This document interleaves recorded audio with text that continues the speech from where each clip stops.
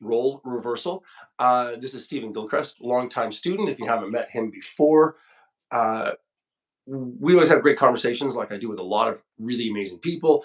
And what he's going to do today in that role reversal is he's going to interview me because he's got a bunch of questions. And he said, "Hey, why don't we just do this thing?" And I was like, "That sounds great." So we'll see what questions he's got for me and what kind of answers I can come up with. Stephen, all yours, and we'll see what we see. Okay, so I met you, Sifu, in 2015, and Hmm. I remember being in Oklahoma City at Evolution Martial Arts OKC, looking on the wall. I see a picture of Bruce, I see a picture of Jerry, and I see a picture of you.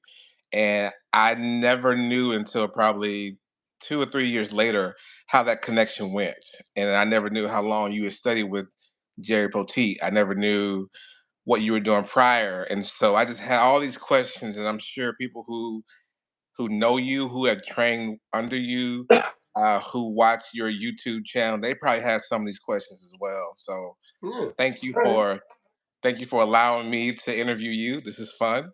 Well, I Um, think it's not even so much about me. It's I always think it's cool to carry on the heritage of somebody else. I'm always like, look, I'm just a small town kid who grew up working for a neighboring farmer and in Oklahoma, and how would I think to sort of carry on this kind of heritage? It seems a little bit. If you told me this when I was in high school, I'd been like, no way, it would have never been there. So for me, it's really about those. I don't know, sharing some of that really great experience that I was just really fortunate and lucky to be a part of. mm. Yeah. So let's start with the very first question that I have for you. All right. How did you meet Jerry Poteet? Very simple answer to that. I met Jerry Petit through Ed Monahan. Ed Monahan is kung fu on there. So I first met Ed at UCLA. He was my stage combat instructor in the theater department. Yay, theater! A lot of really great people in that program. Uh, well, I met through Ed, and then I started training with him as an actor. But then I like going to martial arts classes more than I like going to auditions. And I kept training with him. I kept training with him. He was originally with Ed's training with everybody. If you've been in Los Angeles and training in martial arts for any period of time, if you don't know Ed Monahan directly, one of your instructors does. Mm, He's really tied into a bunch of people. He was at the Inosanto Academy with under Dan Inosanto, and along with other people in different things that he trained in. I was at Ed's school, Combative Arts Academy it was in Beverly Hills. Woohoo! I did not live in Beverly Hills. And at one point, he fairly on in my training with Ed at the school, he kind of switched over and he had a chance meeting. I think, and I'd have to double check with Ed. I think he was at a coffee shop, standing in line to get a coffee. I think on Ventura Boulevard in Sherman Oaks, and he was over there, somewhere over there, and he had on like we run around in shirts all the time. You have like Evolution shirt, and then you might have somebody else who have a Savat shirt. You have a this shirt, you have a that shirt. And I think he had on like a JKD shirt on, or maybe an Ensanto shirt, something like that. And he was standing in line, and the woman behind him was like, "Oh, well, you should train with my husband." And he was like, "Well, who's your husband?" And she goes, "Jerry Poteet." And it was Fran Joseph, who is a phenomenal martial artist in her own right as well. You can't be in that circle for and married to that guy as a martial artist. She was a martial artist before she met Jerry, even.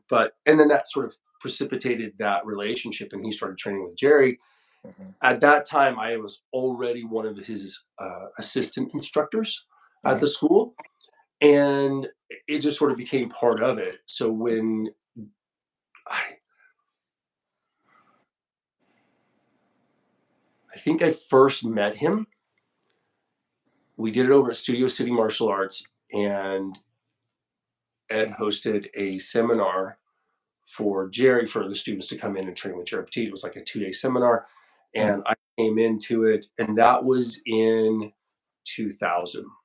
Okay. sometime in the spring of 2000. And I came in, and that's the first time I met Jerry Poteet, and directly because of Ed Monahan. I mean, that's kind of how I met almost all of my martial arts instructors was through Ed Monahan. There are Okay. some exceptions to that, but most of them through Ed. Okay. So that brought up two more questions. We'll just go with the first one. So that time you met him in that seminar, Hmm. what was your first impression? Um, I for me it was like a great opportunity, and I remember I don't know I remember being excited to ask the question of like, you actually knew Bruce Lee, Mm, that's a really weird deal because I grew up. I mean, I Bruce died 5 days after I was born. I was grew up in the '70s and the '80s, and it was iconic. And on one side, you've got Bruce Lee was invincible and unbeatable. On the other side, you have no, there was this person who could beat him, and it was all the icon. It was all the I don't know what the word I'm looking for. You know, he wasn't real. mm, He was the image of martial artists. He was the you know, you're up here and he's untouchable. But here was a person as a martial artist and who knew him personally mhm, and was really able to take a lot of that mystery away mm, and really kind of open up. You know, there was conspiracy theories of the triads or whoever was killed him off, and yeah, uh, it was really like, hey, he's a human being. And now, as I look back at it, it's like, oh, I look at Bruce differently because of that. mm, And my first one was, this is the guy who was there. And even later, some of my conversations, I had the same first impression that many people do. mhm, You want to. It sounds weird, but you're touching hands with the man who touched the hands with Bruce Lee. yeah, So you're just getting that closer connection. He is first generation. He trained directly with Bruce Lee, mhm, so it changes your perspective when you do it. And it was a bit awe-inspiring to just be there in the presence of someone who very openly sharing his knowledge and experience. And we were all young guys in our 20s, like, what can you do? Super athletic, yeah, pushes to the extremes. But yeah, he was really gracious and kind and open and warm with his knowledge and with his sharing of that experience. And it was really freaking cool to me. cool. Yeah. So, so prior to that seminar, you're training with Ed Monahan for how long? Well, I trained with Ed at UCLA. That's theatrical stuff. I'd had some background in other things. And then I started with Ed, I believe, January of 1998. So I had all of 98, all of 99, and then we're in 2000. So I'm a little over 2 years of training. Okay. And when I say training, I started off doing like 2 days a week, and then it started into 3 days, and then it was like I'm taking 5 classes a week, Mm, and then I'm taking 6 classes a week, plus I'm training 5 times at home, and that's what I mean. I was really moving away from the whole acting idea. mm, As an actor, I should have been putting all that time and energy into like auditions and yeah, all that, and I wasn't. I was putting it into martial arts, and here mm, I am. So yeah, I was 2 years over 2 years in. I can move really, really well. I mm, came from just having an athletic background and physically fit when I stepped into the school and guided by not just Ed, but the other instructors that he had mm. on staff at the time. Really fantastic people, and I could do a lot of really great stuff with all of them. And they just challenged me, and it was fun for me. Okay. That's So, the question. so back at the seminar. How long is this seminar? Is it 2 days? I think we were 2 days. Okay. 4 or 5 hours a day? How long? Um, I know the later seminars were like 6 to 8 hours, Mm, usually 2 days. I, I honestly don't remember. I mean, that's 24 years ago for me. There's a lot happened since then. There's like a picture. I'm actually wearing I'm wearing a Savat shirt actually. Actually, it's not, but it's a Combative Arts Academy, but it's got a Savat logo. There's a really iconic uh, logo sketch of a he got gloves on, his knees up in the air, kind of going through. It's a very like, oh, that's a Savat, kickboxing logo. And I was Mm, wearing that. But I think Michael Giordani was there. He's really phenomenal at Savat. And a bunch of us other guys were in there. I mean, we could all move. And yeah, but I don't, it was a bit. I mean, we trained more than, it wasn't like an hour. It was like yeah. I think we did a beginning section, a chunk of time, took a Mhm. lunch break, and then came back and hit another chunk. I could be completely wrong on that. We could have just done like afternoon and done like, hey, you show up at 1 and you go home at 6 and do that again. I would say we probably did 6 hours on a Okay. Saturday, Sunday, Okay. but we could have done an hour. We did not do an hour. We did a whole lot more than that. I Of do, course. I do know some of the things that he led us into, and I remember some of them. Okay. And it takes more than a minute to lead into those kinds of things. So, give us a Jerryism. What's something that he would say? So, How you be? being How you how be? you be. Okay. Okay. I would walk into later when I was when I was his private student, when I was taken in as his student, and there's a process in there because it's. I mean, I was top student under Ed Monahan. You don't just skip over, and you don't just jump ship. It's not saying you can't train with everybody, but to be in sort of the level I was at, um, there's a bit in there. So when I was at the house training with him, uh, I would walk in the door and it's, handshake, hug, how you be. Mm, And that goes with the thing, being is more important than doing. So it's not mm, doing a thing, it was being. And he always want to kind of remind you of that how you be, how are you being? Are you present in the moment? And not just with martial arts, but as life. So yeah, how you be. I think that's one for me, and okay. accompanied with a gentle hug. Okay. So we've kind of covered the mental part of you first meeting Jerry. Let's talk about the physical because you've already alluded. I'm gonna add a Okay. little bit. So meeting Jerry the first time, there was sort of four. There's four meetings of Jerry Petit, and each Okay. one of those are kind of getting me closer to that inner circle. And Mm, each of those have a little bit different. So the first one, seminar. I'm a student, right, under one of Jerry's students, and we came in. There's a bunch of other people in there. We're moving around. Great.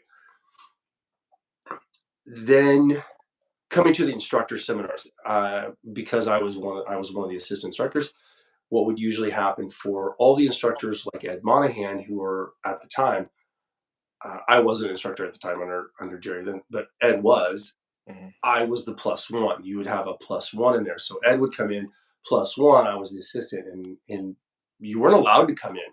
Like it was closed door. It wasn't like, hey, we're open to anybody. You want to come be an instructor? And I was like, you're an instructor underneath me, and this is for everybody. You're already instructors. If there's someone in here who's not an instructor, you are training directly underneath someone who is. And that was me. So it was a plus one. That was a bit more intense. I wasn't really, I mean, I was the plus one to somebody and not put into that center circle. Then third level, I was getting better. He did know who I was, and it's not like, hey, who's a strange guy over there? Because we lived in the same city, so mhm, the instructors, I got around him a little bit more, and so did a lot of the other guys who train with Ed. We did a class, and I'd asked before. I'd asked Ed. I said, hey, I'd like to go train directly with Jerry.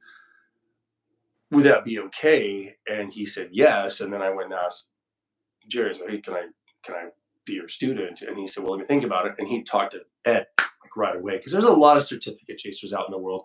And I mhm, know the JKD community is like, oh, this person, this person, this person. You got to realize that sometimes and not just Jerry, but a lot of the other ones too, it's not them, it's the people who come up and you kind of give your best intention to training them and sharing knowledge to somebody who's wanting to receive it.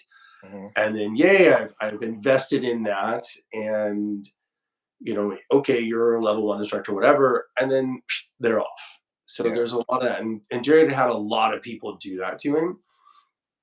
So he's being really careful.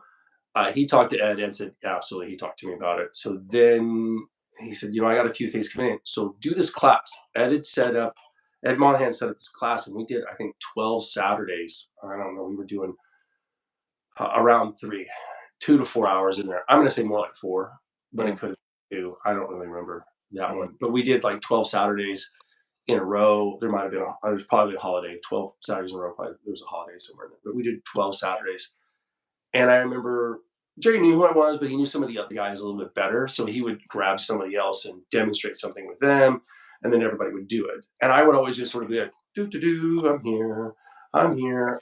And I got closer and closer and closer. And finally, he was like, come here.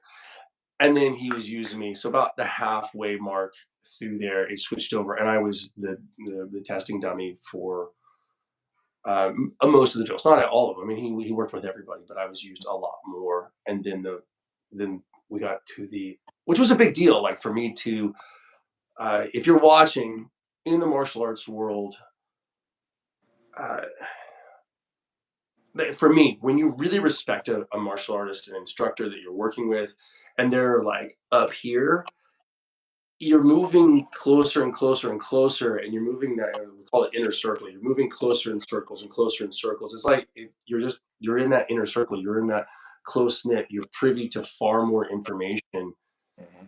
and just interaction with an individual. Yeah. And I was moving closer and closer. I wasn't in that circle yet, but I was moving closer. Then I got called up and it was like, oh, you want to start your training? I was like, yeah, this would be great. Okay, you're training 20 hours this week. Come in on Monday. And I was like, what the holy shit? And, it costs money. Yeah. Uh, it costs money to go in. I don't ever regret paying Jerry Petit any money at all. The only regret I've ever said I had was I was like, I wish I had more money because I could have trained more. We can come back to that maybe a little bit later. Hmm. I did get a lot more training than what I quote unquote paid for. Mm. Sitting down for that time as a private student, there wasn't anybody else there. It was me, Mm. just sitting down we sat down on the dining room table, and he started asking me questions, and I started sweating bullets. What kind of questions? Well, he was asking me about like the principles and just really about my knowledge. Like, what did I know? And I was like, oh, and he goes, hold on. These questions aren't for you. They're for me so that I can just gauge kind of where you are. Mm. And I was like, oh, okay. So it wasn't like, are you up to the level you need? It was like, okay, I need to figure out where you are so Hmm. that I can then be the person to work with you and fit in. And that was Monday. By Friday, um, we were really locked in, Mm. uh, and that was my brain was just exploding, Mm. almost nonstop. I was just poof, poof, poof, poof, poof, just constantly, and then it just continued on for. It still happens. So Mm. yeah, it was almost different stages of like as I moved into a circle. Hey, introduction. Oh, that was really, really, really cool. I'm part of the club. Yay, look at Mhm. that. And then, oh look, we're kind of a smaller regular meeting group. Oh, I'm with the instructors, and that's what it is. I think one of the reasons also is a lot of the instructors at the time were about my age. Some of them were my age, maybe even a couple of them a few years younger, and some of them a few years older. And I got along great with, and I liked a lot of those guys, Yeah. and we're still out there in some capacity. Uh, At the time, the energy and trapping drills, a lot of them were way better at it. But just as far as like fighting Hmm. or punching and kicking and being able to just like give it, I was on par with most of them already, just Mm. as plus one. And that's yes, I have my own athleticism, but that's also due to Ed's training and Mm. the resources that he provided me to be able to continue my growth. So I Yeah. I, I walked in with quite a bit. So I kind of want to touch on that transition. So you're athletic, you got this history, you got this background, and then you're going from Ed to Jerry. What was the difference in the physicality? Oh, I think I lost you.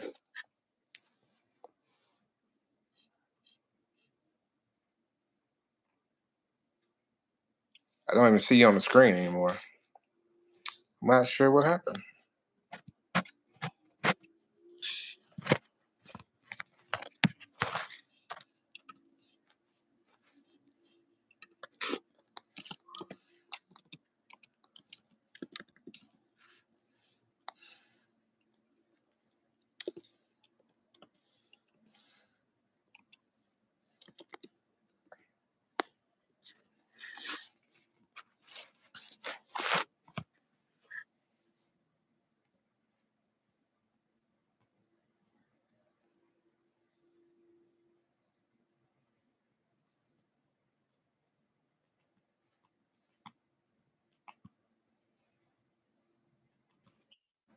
Okay, I'm back. So Okay. the thing is, I'm on my phone and I got on Do Not Disturb, but I still had a phone call come through, and it Uh, went to voicemail, and my voicemail was kicking. I'm like, okay, that's crazy. So sorry about that, everybody. It's all But right. and I just kicked the tripod. You just gotta suck it up. Sometimes people call and want to know something Yeah. that aren't Steven and they're not on YouTube. Uh, so rewind that again Yep. and ask me again because I was like, I saw myself frozen. Sorry, folks. And then I had to figure out what's going on. All right. So yeah, so that's a part that we want to transition into is you've been Oh, training these 2.5 years. the difference between training with Ed and difference between with Jerry. Yeah, well, not just the training, but more so the mental approach that you gained in that first week of 20 hours of training, and also the physicality. Uh,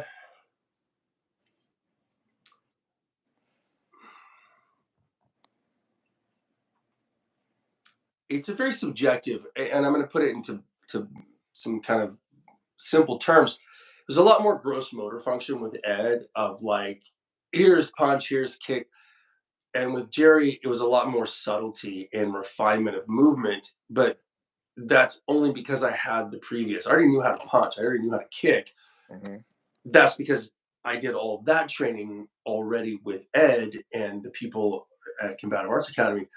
So when I got with Jerry, I was refining that to a higher level. How do we make your kicks better? Not to teach me a kick, not to understand how to move with somebody, not to do sparring, but the philosophy behind something. Sorry, and how does everything tweak together? And really looking at stuff of how do I make the punch better? How do Mm, I apply it better? When is the better way to apply it? yeah. And we always applied the four principles of always think hit, simplicity, efficiency, longest weapon to the nearest target. And that would be from every position in every scenario, not just like I'm here and I'm facing this person, but like I'm in this position or I did a shoulder roll. Now I have to apply it. What do I do from here? I did a parry. Where's my longest weapon? Where is the situation? What am I looking at there? We're doing trapping. I did POC and then I went, okay, what about now? And then getting into, and I gotta say, here's the difference. You may put it down into something different. Ed is phenomenal.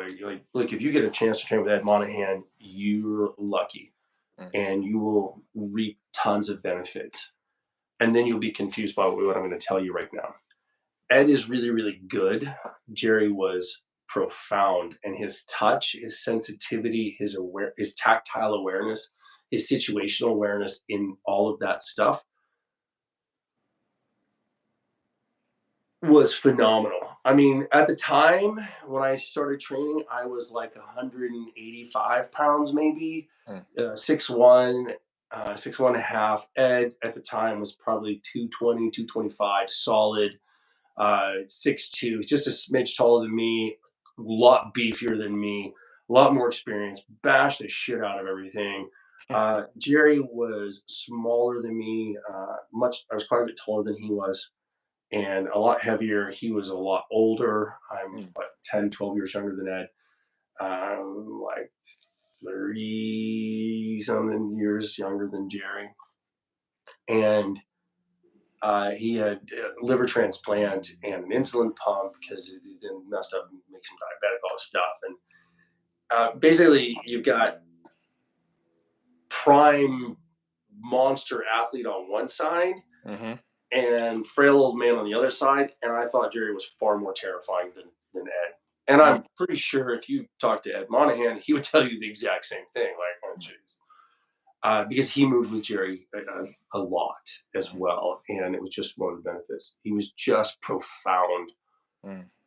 Um, yeah, I think Jerry did more things where I was like, "What the fuck was that?"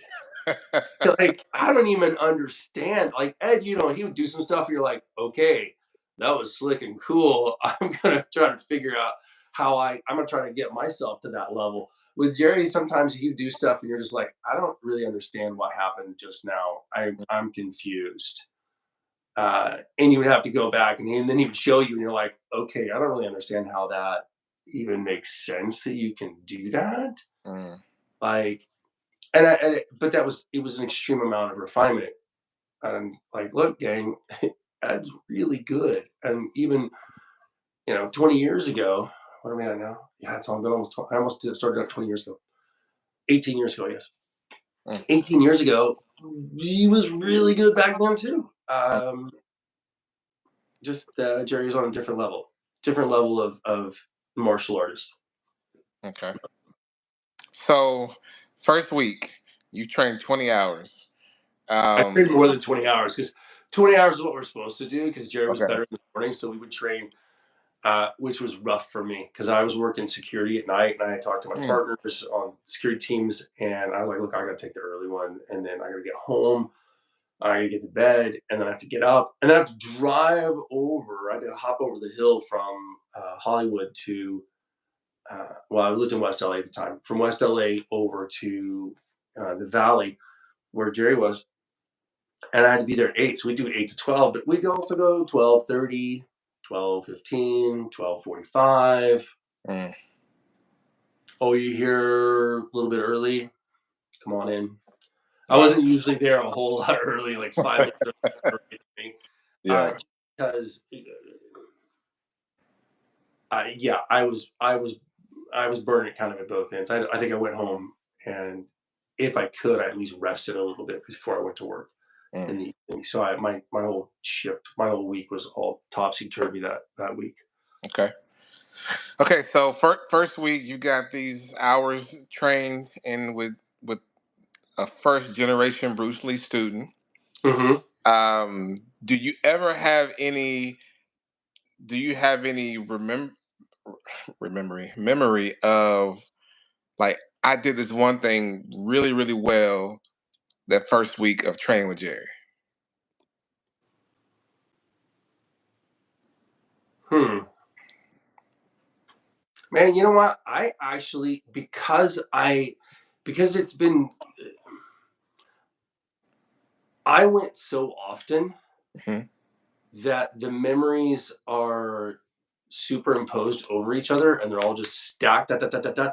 So for me, it's like, oh, well, we were there and we were in the living room. We're in the same place training. Yeah. It's me and him training in the same location. But it wasn't just that one week or another week over here, or I did it once a year. I was going in like once a week. Mm. And I think I started up once a week pretty soon after that. I think my brain needed to sort of settle, and my pocketbook needed to recover a little bit because I had a whole lot of money back then. I mean, Yeah. as LA, we were spending so much money on rent that anyway, so I got in there, and then I don't really remember what I did. I don't remember something being So when I do remember that very first seminar, he challenged me to do the one that Ed took me over at Studio City Martial Arts, and it was, and I think I taught this just uh, sometime this last couple of weeks. We did a hook kick into a back fist and then into a jab going across the floor, and we were going at speed and like full on like boom kick back fist jab, but you never put your foot down. So you did kick and then you did back fist. Your lead foot, your kicking foot didn't hit the ground, and then you did a jab and we're covering distance without putting the foot down. So the Mm, foot didn't go down until after the jab. wow. Yeah. And I remember that one being like a big, and he was like, no, travel further, no, faster. No, here, you're on this leg only. Don't put your foot down here. And there was a couple of us who were tackling that one, and I remember getting that one in there Mm, and doing it. But yeah, there's certain things that I remember, just some epiphany, oh wow, kind of moments. I don't really remember where they were. I don't really remember. It could have been 2006. It could have been 2009. It could have mm, been 2010. If it was advanced Cheese Out, it probably wasn't the very beginning, but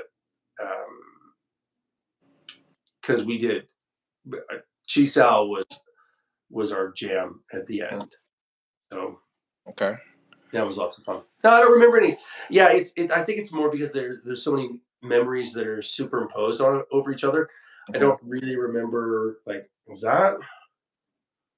was that first day? It's like remembering something from hey, I graduated from university. Do you remember something from third grade? Was it the first week of class, or was it like just something from third grade? I'm like, I can remember maybe from elementary school, mm. maybe third grade, but it's a bit difficult to kind of go back in there. Okay. Uh, So, what about stories? Because one thing I've learned about you, there's seafood in a seminar on the weekend, and then we get stories there, and then there's seafood when, let's just say, COVID. We're going through COVID, train online, and we would throw out some things, and that would spark a question, a, a memory for you. You would tell a story that would actually help us learn how to do a movement. And I still don't know how the hell you did that, but we'll tackle that another time. Uh, but for you, so I'm assuming you got a lot of this from Jerry, and so I'm just wondering, like, what are some of the stories that he shared with you early on, however you want to phrase it, that just really challenged you but helped you? uh trying to, there was all kinds of stories in there, and I think my stories when and especially from what you're saying, when I share a story, so I'm like, hey, blah blah blah.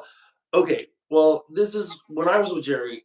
I basically go back, and it's part of my, I guess, my process of recollecting the information Mm, and that journey, and usually it's something that was pretty pivotal mm, in my understanding and growth as a for that particular whatever it was. mhm, And I think as a teacher, I like to also share, hey, this is part of like, look, I went through the same thing. Right?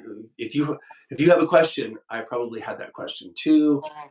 So go ahead and ask it. It's okay. Uh, I think Jerry did too, and it just sort of popped up, and it was more about remembering through the training, just like I would remember if I'm teaching you, I might remember something of moving with Jerry and my time with him. Hey, when I was moving with him, this is what we were doing, mm, and he would do the same thing talking about Bruce. And I think one of the things that he really did, especially when we were doing Chisao, he was he said it a couple of times to me. He said, I'm remembering more. It wasn't he was teaching, and I felt this as well. I don't know if it's really answering your question, but that's what I'm gonna go with. mhm, Sometimes when you're moving with somebody, it brings up that because you're immersing yourself in the tactile world, especially with the energy training and you're moving. And at a certain point, he started moving with me, and he said, I'm remembering. And it didn't make sense until after Jerry passed. He was remembering, and he said he was remembering his time with Bruce mm, and moving. And I didn't quite get that until I had until after Jerry passed, and then I would move with someone. I was like, oh, and it would bring up that memory, that sense memory of, oh, if we're doing chi sao, oh, this is pulling up a sense memory of when I was doing chi sao with Jerry. And then Jerry, when he was moving with me, it would pull up a sense memory of when he was doing it with Bruce. And I think that's what happens a lot of times, and probably for a lot of other instructors as well. You're when you're really locking in with a student and you're trying to help that person grow, you're putting yourself fully into it, and then I think it automatically is going to drop those memories of when you were doing the same thing as a student and coming up to it, and then for me, and like I said, I was coming in, click, click, click, click, click, in those circles. You don't jump into this inner circle with anyone. It's like being close to someone. It's like getting you're in a relationship with that person. And martial artists take it very seriously. We might train a lot of people as an instructor, Yeah. but letting you come into those inner circles is much more challenging because you're sharing a lot more of yourself. We are martial artists. We're expressing ourselves, Mhm. and you are exposing yourself and your inner self more and more. It's hard to hide who you are, all faults and everything, when you're speaking truly. And there's a lot of ways that you can train with somebody in a lot of different martial arts and find that, and you'll find a really close knit connection with people because of their training together. Yeah. And yeah, and I think when you get into kind of that, it's a part of sharing Mhm. with another person, and you're sharing part of your personal journey with someone. So I like that when someone is able to help me reconnect with my own journey, Mhm. I kind of feel as though that's a way I take it as, hey, if you spark that in me, then I think you have at least an opportunity to hear about that, and I can extend or open up that part of myself to you a little bit, and then see where we go from there. Yeah. It's like it's kind of like dating. Is the martial arts world equivalent of dating? Oh, I kind of said this, and then oh, you kind of like that. Oh, we're kind of getting. Oh, hey, what's up? And then it gets closer and closer and closer. Or with friends or coworkers or anything like that. You're gonna maybe not tell your life story in day one. Right. Um, yeah, I don't know. Yeah, I share stories because I think it opens that up, and Mhm. people have gotten that emotional or sensory memory response from me, Mhm. and so it's a giving mode. You've given me the gift of recollection, Yeah. and then I'm sharing that with you. So I'm going to tell you, and then tell all of those who are watching this, the story that you gave me that it challenged me. It kind of like threw me for a loop for a while, but it's actually the thing that sort of clicked in me that made me say, "Hey, I actually want to be a teacher of this martial art." So this is in OKC. I had reached out to you when you are where you are now, Hmm. and you were like, "Well, hey, let's just talk when I come there because I think you have a seminar coming up in a couple of weeks." Okay, cool. Yeah. So you show up, and this might have been like right after the little kids had left. You were teaching them duoji, and we're getting ready for the JKD part. And I remember Hmm. asking you a question like, so why are we, training like this, but supposed to be people who are quick to sort of walk away from things? And you gave me it's better to be a warrior in a garden than a gardener in a war. And I stole that from somebody. I'm gonna tell you, that's not one of my. oh, That's I a quote from know, somebody else.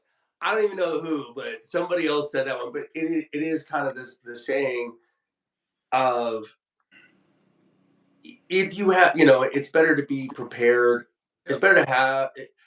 It's sort of like, what's the other saying that I've used a lot is, uh, if you're prepared for the worst case scenario, then all of your surprises are pleasant ones. hmm Uh, if you have the capacity to do it and you don't have to, then that choice is yours. Mhm. You have some say into it, and you're not a victim into it, or not as much of a victim. We all can be victims because, as much as I can do whatever, I'm still fallible, and I can still be beaten.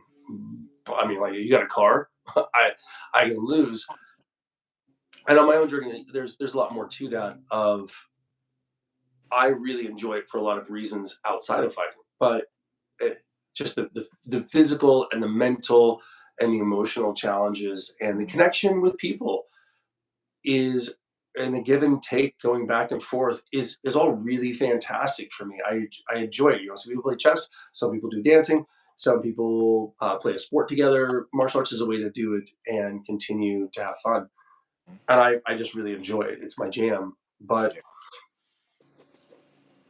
I think I lost myself in a bunch of different stuff. You ask me these questions, I go off, and it opens up so many things in my brain. It's like I can't hold on to all of them at the same time. Uh, oh, if you are, yeah, if you're like, if I can fight and you're a jerk, I can go, well, I don't really want to fight. I don't really see the need to fight. And I'm gonna have to deal with a whole bunch of like cops, and I just really want to go home to my kids. I find it's a lot easier actually to, which is one of the things that Bruce had said, and one of the things that Jerry talked about, and I probably don't say it enough, is killing the ego. So if I can kill my own ego, the stronger I am, I'm actually fighting me. Mhm. So you come up to me and you're like, "Hey man, screw you," and I'm like, "What? You talking to me?" Like, and then we start getting into it, and I'm like, "I'm gonna fight you." As I get stronger and more powerful as an individual, I kill my ego more, and I say, "Well, look, I can fight, and he probably can fight too." And I'm gonna have to go way up here, and like, really? Like, Yeah. I need to try to prove that? Mhm. How is that gonna help when I go home to my kids? It's not. And that's a big one. And I know because of your kids as well and your wife, like family, like for Yeah. everybody, like family. I have known some really dangerous and uh, proven scary people, Mm. and not just in what we call combat sports these days. I've run across several of those high level people as well. Mhm. But I know people who are not in sporting world who are scary, dangerous. They're all really respectful Mhm. and uh, I want to see. They're polite and they're very respectful, and they will give you respect. They do expect it in return, but they're not just going to like, what? They're not going to toss that aside. Mhm. They may be a little bit firmer in how they do it, but I've been across some really, ooh, this person is dangerous. Mhm. They're very polite, very civil, very respectful because they don't want to engage. They're preemptively, they're Jeet Kune Do, they're intercepting Yep. that idea of an attack with their words. Mm.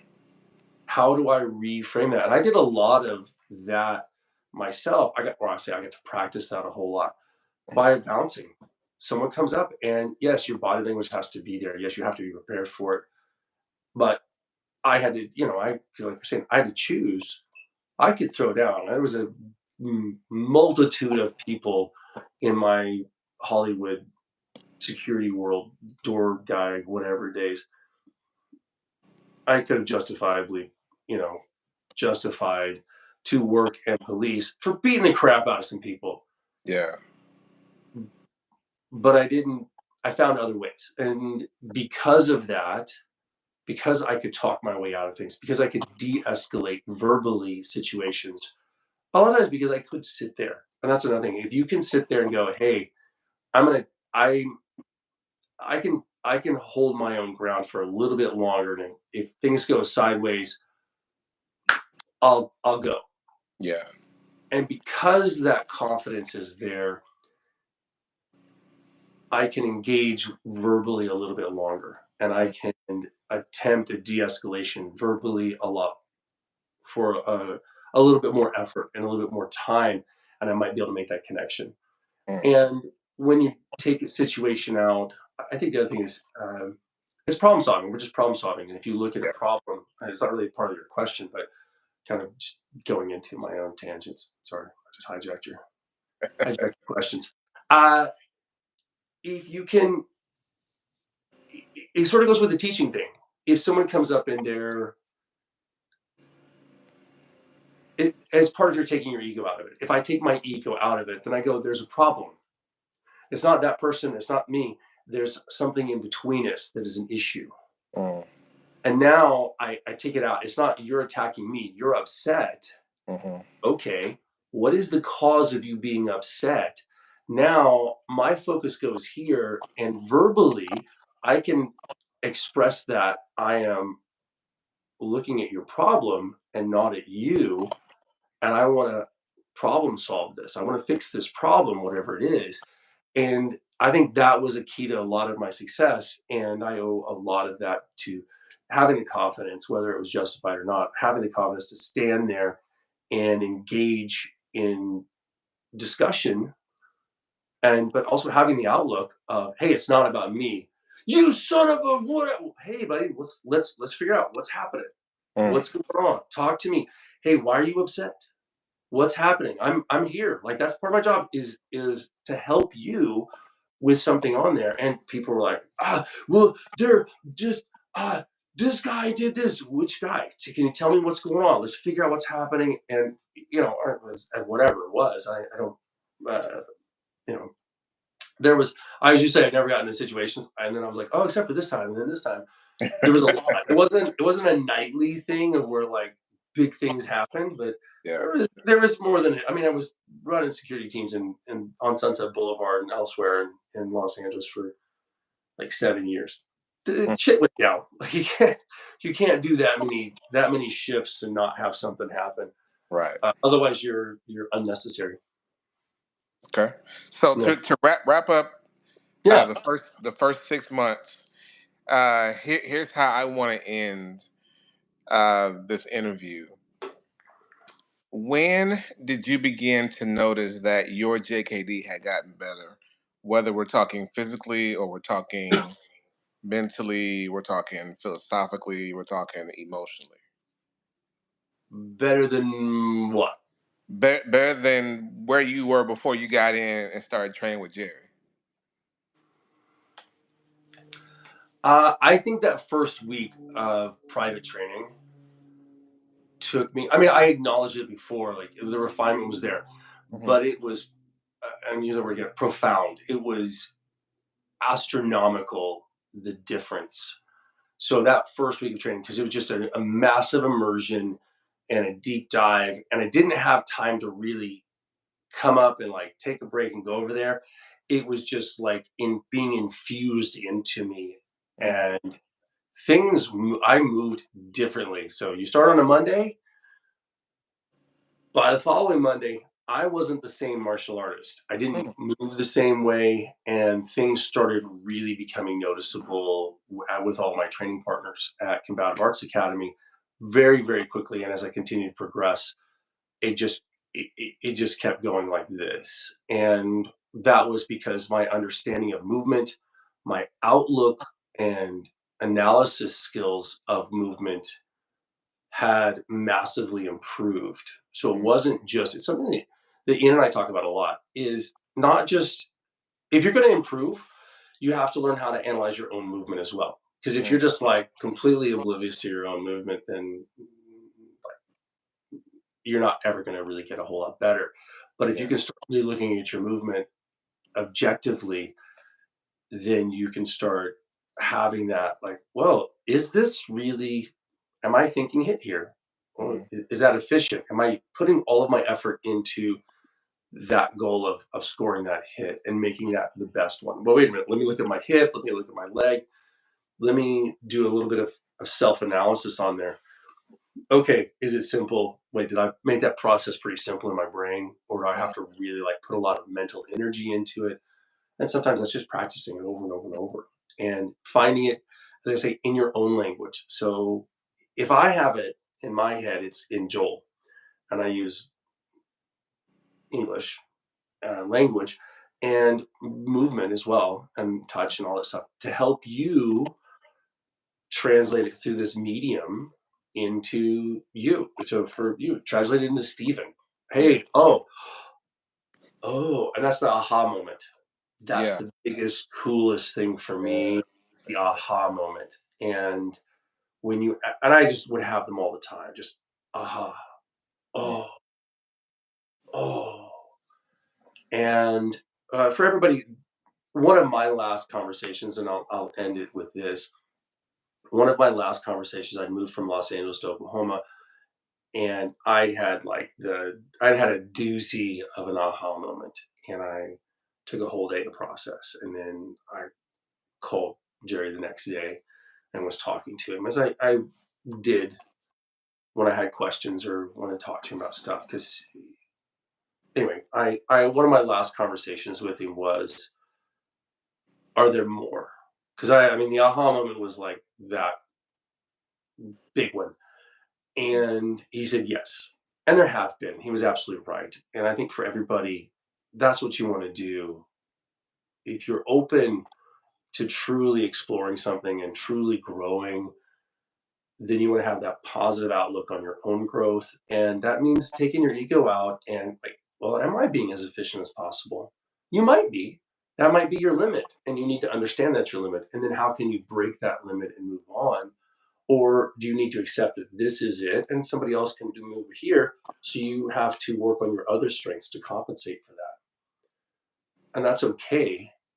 But if you're still looking to grow and you're still seeking out those aha moments where you have an epiphany and you take something from someone else, whether you're seeing it or hearing it or feeling it, and then you translate it into your own self, into your own language, that's when that aha, that's for me, that's the aha moment is that translation. If you're seeking to do that in anything, martial arts or anything else, once you go, oh, I know Steve has a big dance background. Once you get the dance step down, oh, that's it. If you're Yeah. playing music and all of a sudden, oh, that's that's the feel of that song on my particular instrument. That's what it is. Whatever you're doing, if you're swinging a tennis racket, that's what they're talking about. That aha moment in whatever it is, that's what you should be seeking in whatever you do. And I think that's for me, one of the things that keeps me going, keeps me coming back to training over and over with everybody that I'm so lucky to be able to work with is that I keep having those aha moments, whether it's with a 6-year-old kid or a 26-year-old super athlete or a 46-year-old, mom or a 66-year-old retiree who's not giving up on life and is still like, I got more in me. Everybody's giving me those aha moments, and I'm happy to help them find theirs as well. Thank you, Sifu, for letting me interview you and Yeah, learn. This was fun just to learn a lot about who you were as a person, as a martial artist, when you first got to train with Jerry. Because I know as your student, I've learned a lot about Jerry through you, through the mhm, stories you would share, but I've not learned those sort of early things about you. And so this yeah. is just a great window into that. So thank you. Well, I thank you for coming in. If everybody, Stephen had the great idea of coming with with asking and had this like, well, I don't know this part, and some people do know those things, and other people maybe don't feel like don't have the same relationship that Steve and I do to be able to ask those questions. And I don't know. Hopefully, you found it enlightening in some way. And it's me. I I'm a person. Jerry Petit was a person. Bruce Lee was a Yeah. person. Steven's a person. Yeah. You're a person. We're all human, and if we can grow together, that's the big thing. All right, everybody. I hope you enjoyed this, and who knows what we'll do next.